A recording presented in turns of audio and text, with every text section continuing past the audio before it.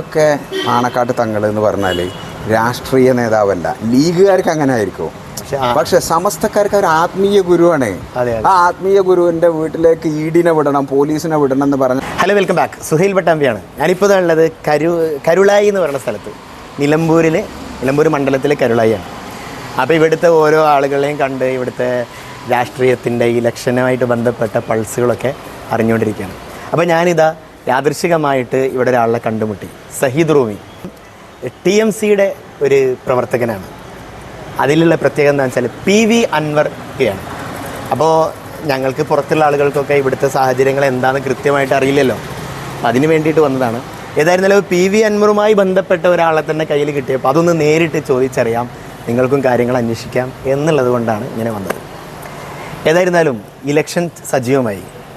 എന്താണ് ഇപ്പോഴത്തെ ഒരു നിലവാരം? ഇപ്പോൾ ഇലക്ഷനൊക്കെ കണ്ടല്ലോ. ഇന്നലെ ഇപ്പോൾ നമ്മൾ ഇവിടെ ഒരു പൊതുയോഗം നടത്തി. വളരെ സജീവമായി നമ്മൾ നിൽക്കുന്നുണ്ട്. നമ്മളിവിടെ ജയിക്കുന്ന ഒരു സാഹചര്യമാണുള്ളത്. നിലമ്പൂരിൽ മൂന്നാം പ്രാവശ്യവും വരും, ജയിക്കും.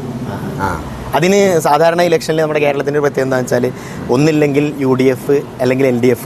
അപ്പോൾ ഇതിൽ നിന്നും ആ ഒരു അങ്ങനെ പറയാനല്ലേ, അത് ഇങ്ങോട്ട് മാറ്റി വെച്ച് തിരിച്ചു വന്നതാണ്. എന്താണ് സംഭവിക്കുക എന്നല്ലേ ഞാൻ ഫസ്റ്റ് തന്നെ ഒരു ചോദ്യം ചോദിച്ചില്ലേ, പിന്നെ ഈ MLA സ്ഥാനം അവസാന വട്ടം മാറ്റി വെച്ച് പുറത്തിറങ്ങുക എന്നുള്ളത് ശ്രീ PV അൻവർ അദ്ദേഹം ഒരു അധികാരമോഹി ആയതുകൊണ്ടാണോ എന്നൊരു സംശയം. അതല്ലേ അതിൻ്റെ ചോദ്യം. അധികാരമോഹി ആയിരുന്നെങ്കിൽ അദ്ദേഹത്തിന് ഇരിക്കാൻ പറ്റുന്ന ഏറ്റവും വലിയ സാധ്യത കൂടെയാണ്. ഇപ്പോൾ LDFിലൂടെ ഇരുന്ന് ഒരു വർഷം കൂടി തികച്ച് MLA ആവാം, തുടരാം. അത് കഴിഞ്ഞ് അടുത്ത തവണ ആരാണ്? മൂപ്പരല്ലാത്തൊരു ഓപ്ഷൻ ഇവിടെ ഇല്ലല്ലോ. മൂപ്പർ തന്നെ ജയിക്കുന്ന സാഹചര്യം. ഇപ്പം മിക്കവാറും അവർ അടുത്ത പ്രാവശ്യം ആരെങ്കിലും ചൗക്കത്തിനെ നിർത്തിയാൽ മൂപ്പർ 25,000 വോട്ടിന് ജയിക്കുന്ന സാഹചര്യം രാഷ്ട്രീയമായി വിലയിരുത്തുന്ന ആർക്കും മനസ്സിലാവും. പക്ഷെ പ്രശ്നം എന്താ? മൂപ്പർ ചില വിഷയങ്ങൾ ഉന്നയിച്ചു.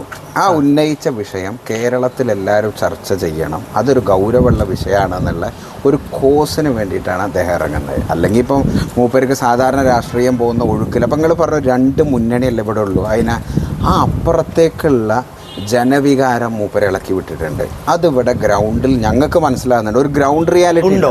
തീർച്ചയായിട്ടും. ഞാൻ ചോദിക്കുന്നത് ഓരോ സ്ഥലത്ത് ചെല്ലുമ്പോഴും ഞങ്ങൾ അറിയാത്ത കോണിൽ നിന്ന് മതസംഘടനകൾ, അത് മുസ്ലിം സംഘടനകൾ മാത്രമല്ല, എല്ലാവരും വളരെ സ്വകാര്യമായി ഞങ്ങൾക്ക് വരുന്ന കോളുകൾ, ഞങ്ങൾക്ക് തരുന്ന സപ്പോർട്ടുകളൊക്കെ ഭയങ്കരമാണ്. ഒരു സംശയം വേണ്ട, ശരിക്കൊരു പിന്തുണ ഉണ്ട്, ഭയങ്കര പിന്തുണ ഉണ്ട്. നമ്മളിപ്പം കാണുന്ന പോലെ UDF മേഖലയാണല്ലോ ഇപ്പോൾ കാര്യമായിട്ട്. ഇപ്പോൾ CPMനെ സംബന്ധിച്ച് CPMനോട് ഒരു 30,000 വോട്ടുണ്ട്. ഇപ്പോൾ ഈ ലോക്സഭാ ഇലക്ഷനിൽ അവർ പാർട്ടി വോട്ട് ഒരു 30,000 വോട്ടുണ്ട്. 2,30,000 വോട്ടുകളാണ് മണ്ഡലത്തിൽ. അതിലൊരു 30,000 വോട്ട് ഫിക്സഡ് ഡെപ്പോസിറ്റാണ്. സ്വരാജ് വന്നതോടെ അവർക്ക് വേണമെങ്കിൽ ഒരു 10,000 വോട്ട് കൂടി അധികം പിടിക്കാൻ പറ്റും. അതന്നെ CPM അനുഭാവികളുടെ മാക്സിമം 50ന്റെ അപ്പുറത്തേക്ക് സ്വരാജിന് ഇവിടെ ഒന്നും ചെയ്യാൻ കഴിയില്ല. പക്ഷെ UDF വോട്ടാണ് ഇവിടെ കൂടുതൽ. 1,00,000 വോട്ട് ഉണ്ടായിരിക്കും ഇവിടെ.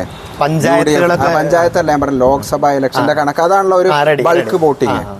അപ്പോൾ ഈ 1,00,000 വോട്ട് ഒരു കാരണവശാലും ആർക്ക് പിടിക്കാൻ കഴിയില്ല, ആര്യാടൻ ഷൗക്കത്തിന്. കാരണം എന്താ? നേരത്തെ പ്രിയങ്ക ഗാന്ധിക്ക് കിട്ടിയ എല്ലാ വോട്ടും ആര്യാടൻ ഷൗക്കത്തിനെതിരാണ്. ഇവിടെ മുസ്ലിം സംഘടനകൾ അവർക്കുള്ള അതൃപ്തികൾ, ഇപ്പം തങ്ങളെക്കുറിച്ച് പറഞ്ഞതിൻ്റെ അതൃപ്തി, ലീഗ് നേതൃത്വം എന്തൊക്കെ പറഞ്ഞാലും അടിസ്ഥാനപരമായി വോട്ട് ചെയ്യേണ്ട ആളുകൾ ലീഗുകാരാണല്ലോ. ലീഗുകാരും സാധാരണ സമസ്തക്കാർക്കൊക്കെ പാണക്കാട്ട് തങ്ങൾ എന്ന് പറഞ്ഞാൽ രാഷ്ട്രീയ നേതാവല്ല, ലീഗുകാർക്ക് അങ്ങനെ ആയിരിക്കും. പക്ഷെ സമസ്തക്കാർക്ക് ഒരു ആത്മീയ ഗുരുവാണ്. ആ ആത്മീയ ഗുരുവിന്റെ വീട്ടിലേക്ക് ഈഡിനെ വിടണം, പോലീസിനെ വിടണം എന്ന് പറഞ്ഞ ആളെ തീർച്ചയായിട്ടും ഓല് പ്രതികരിക്കാൻ, ഈ പ്രതികരണം 2 തവണ കണ്ടതാ. കാരണം ആര്യാടൻ ഷൗക്കത്ത് ആദ്യമായിട്ടല്ലല്ലോ ഇവിടെ മത്സരിക്കുന്നത്. അദ്ദേഹം അൻവറിനോട് തന്നെ തോറ്റതാണ്. അന്ന് ഈ പ്രതികരണം കണ്ടതാണ്. അന്നും ഇതേ തന്നെ വിഷയം. അന്നും അൻവർ അതുകൊണ്ടാണ് അന്ന് അത്ര വലിയ വിജയം ഉണ്ടായത്. അതിന്റെ തൊട്ടു താഴെ ഇപ്പം ജയിച്ചത് 2000ന്റെ താഴെ വോട്ടിനാ. കാരണം പ്രകാശായിരുന്നു, നല്ല നേതാവായിരുന്നു. ഇയാളെ തന്നെ വീണ്ടും നിർത്തുമ്പോൾ അൻവറിന്റെ സാധ്യത കൂടുകയാണ്. അതാണ് ഇവിടുത്തെ ഗ്രൗണ്ട് റിയാലിറ്റി. ഈ ഗ്രൗണ്ടിൽ നിന്നിട്ട് അപ്പോൾ ഒരു കോസ് അദ്ദേഹം ഉയർത്തി. ആ കോസ് എന്താ? പോലീസിലെ സംഘപരിവാർവൽക്കരണം. 2 ഹെയ്റ്റ്. ഞാൻ നേരത്തെ പറഞ്ഞു, യൂട്യൂബിനകത്ത് അല്ലെങ്കിൽ സോഷ്യൽ മീഡിയക്കകത്ത് ആർക്കും ഒരു സമുദായത്തെ വേട്ടയാടാമെന്നുള്ള അവസ്ഥ. കേരളത്തിൽ ഒരു കേസും ഒന്നും ഉണ്ടാവില്ല. നോർത്ത് ഇന്ത്യയിലെ നമ്മളിത് കണ്ടിട്ടുള്ളൂ.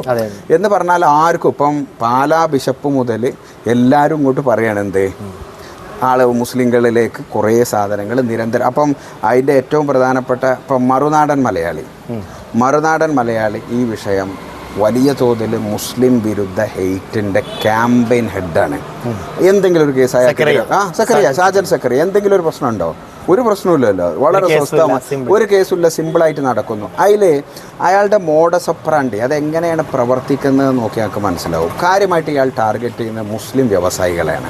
മുസ്ലിം വ്യവസായികളെ, വ്യാപാരികളെ, മുസ്ലിം രാഷ്ട്രീയ പ്രവർത്തകരെ, മുസ്ലിം സംഘടനകളെ, മുസ്ലിം വ്യക്തികളെ. അതിൻ്റെ ഒരു കാര്യം എന്താ അറിയോ, നമ്മൾ ഇന്ത്യയിൽ നടന്ന കലാപങ്ങളൊക്കെ ഒന്ന് പഠിച്ചാൽ മതി. എല്ലാ കലാപത്തിൻ്റെ മുമ്പേ ഒരു 5 വർഷത്തെ പ്രിപ്പറേഷൻ ഉണ്ടാവും. സംഘപരിവാറിൻ്റെ 5 വർഷത്തെ പ്രിപ്പറേഷൻ ഇവർ നടത്തിയിട്ടുണ്ടാവും എവിടെയും.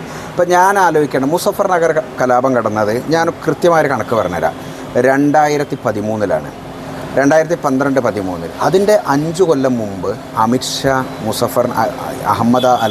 ഗുജറാത്തിൻ്റെ UPയുടെ ജനറൽ സെക്രട്ടറി ആയി പോകുന്നുണ്ട്. 5 വർഷം. ആ 5 വർഷത്തിനിടയിൽ മുസഫർ നഗറിൽ മുസ്ലിങ്ങൾക്കെതിരെ വലിയ ഹെയ്റ്റ് ക്യാമ്പയിൻ ഉണ്ടാകുന്നുണ്ട്. അവിടുത്തെ BJP ഈ ലവ് ജിഹാദൊക്കെ ഏറ്റവും കൂടുതൽ വർക്ക് ചെയ്തൊരു സ്ഥലമാണ് ഇവിടെ മുസഫർ നഗർ. അവിടെ പിന്നീട് കലാപമായി മാറി. 65 മനുഷ്യരെ കൊന്നു. ഗുജറാത്ത് കലാപത്തിൽ നേരിട്ട് ആ കലാപത്തിൻ്റെ ഇരകൾക്കിടയിൽ പ്രവർത്തിച്ച ഒരാളാണ് ഞാൻ. എൻ്റെ യൂട്യൂബ് ചാനലിൽ ഞാൻ അതിനകത്ത് വലിയ തോതിൽ ഹെയ്റ്റ് വർക്ക് ചെയ്തിട്ടുണ്ട്. ഞാൻ ഗുജറാത്ത് കലാപത്തിന് നേതൃത്വം കൊടുത്ത ആൾക്കാരെ പലരെയും കണ്ടിട്ടുണ്ട്. സാധാരണ മനുഷ്യരാ.